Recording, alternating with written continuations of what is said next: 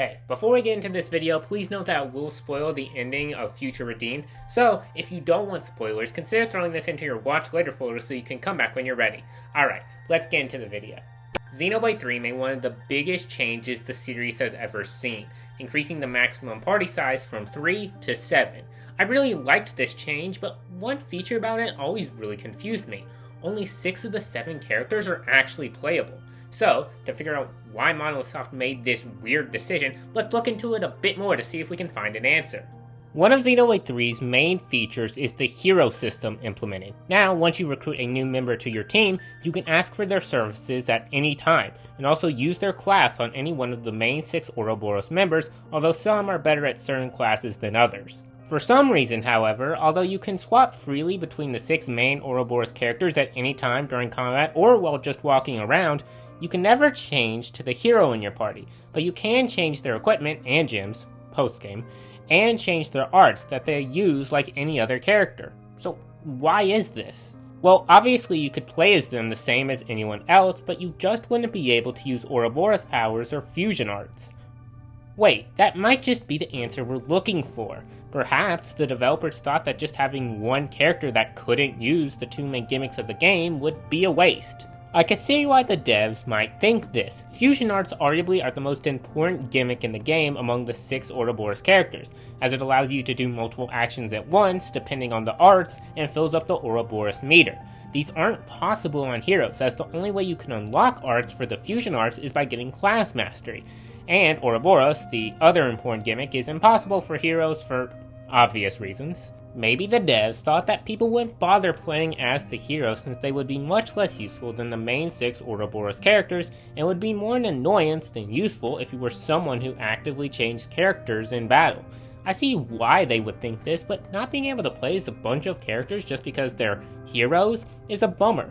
I would have at the least liked to have an option to have them playable, maybe as a reward for recruiting all the heroes. Regardless, it's not the end of the world. At least in Xenoblade 3 you can play as their classes, which gives all their arts and you get the added benefits of Ouroboros and fusion arts. So, although you aren't directly playing as them, you can still play as them indirectly.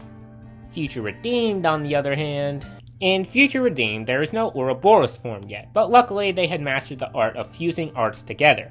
However, a change that they make for Future Redeemed is the fact that instead of having a party of 7 characters, for most of the game you instead have 6 members in your fighting party. However, this all changes when Niall gets taken back from Alpha and she joins your party for the final showdown and anything you do after that boss fight. She doesn't appear in cutscenes or anything, which makes sense, but hey, at least she's playable, right? Well, no. Niall not being playable at all is incredibly confusing to me, as there are legitimate reasons in the main game for this being the case. They aren't even playable in the first place, you never control a hero in the main game, so, it kind of makes sense. But what if I told you in Future Redeemed, you actually do control Niall once? Granted, it is when Alpha has taken her over, but she has literally the exact same moveset. Listen, I get it, Future Redeemed was made in much less time than Xenoblade 3. They likely just used the framework of the battle system in Xenoblade 3, ported it over, and made a couple of changes to it to make it work with Future Redeemed. That's fine, but how much extra work would it have been to make Niall playable? You're only programming for one character you have already programmed for a story cutscene fight. You just have to make it so they can switch to them and control them. Obviously, coding is not that simple, but it does not seem like a huge undertaking to do it. They had the framework already set, they just had to make it so you could switch to her during battle and during the overworld. It's not like they were coding for 19 additional characters, they would code for one character already programmed. She was super fun to play as during that one cutscene, and that's the only time you can use any of those arts because unlike Xenoblade 3, there's not a hero system. So you can't even indirectly play her class, which sucks! I can kind of understand why they didn't allow you in Xenoblade 3's main game, but Niall can literally use fusion arts too. Yes, she couldn't use the Unity pairings, but you could still access all of that within the battle menu like you do for every other character. Obviously, Niall not being playable is not a deal breaker, but it will go down as another one of Monolith Soft's oddities over the years. For something that seemed so simple to add as a neat touch, they just decided to let her be in your party, but unplayable. This isn't the first time Monolith Soft has done some weird thing for seemingly no reason, and it definitely won't be the last. So, what is our potential answer? Well, in both instances, the 7th character would be slightly different from the main party. They just couldn't use a certain gimmick that the other 6 could. This leads me to believe that they thought there would be less of a reason to play as them, and it wouldn't really be a huge loss if the player couldn't, which is likely part of the reason why the class system in Xenoblade 3 exists, so you can still technically play as them. Unfortunately, that's not a feature in Future Redeemed, so Niall just gets laid to the wayside. Overall, it's not a huge loss that you can't play as the 7th character. You still have 6 you can freely switch between seamlessly.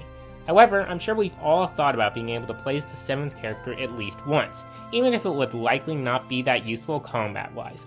Maybe one day a mod will come along to grant us our wish, but if not, we'll just forever look at that 7th slot, thinking of what could have been.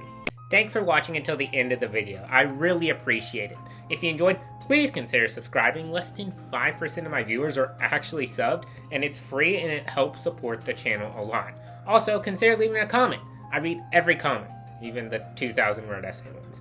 But with that, I hope you all have a wonderful day, evening, night, wherever you are, and this is Crystalized, signing out.